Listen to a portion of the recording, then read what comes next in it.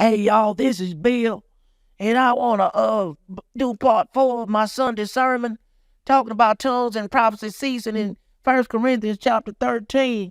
Paul said, when I was a child, I spake as a child, I understood as a child, I thought as a child.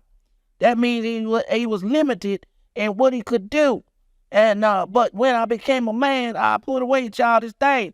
He says here in verse number 12, he said, for now we see through a glass darkly. So when he's talking about prophecy and tongues, it's a way of seeing, a way of manifesting something.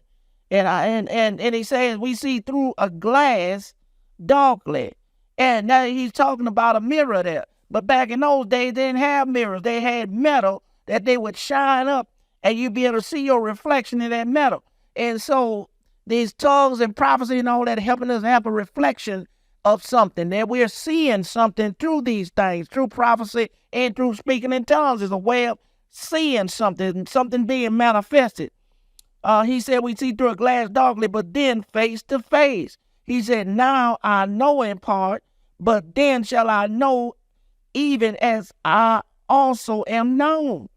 And so, he's talking about seeing through a glass darkly. Who are we seeing through this glass darkly? And why not? And what is tongues helping us to see? And what is prophecy helping us to see? Or rather, we should say, who is prophecy helping us to see? And who is tongues helping us to see? Yeah, and he said, then abideth faith, hope, and charity. These three, but the greatest of these is charity. That means love.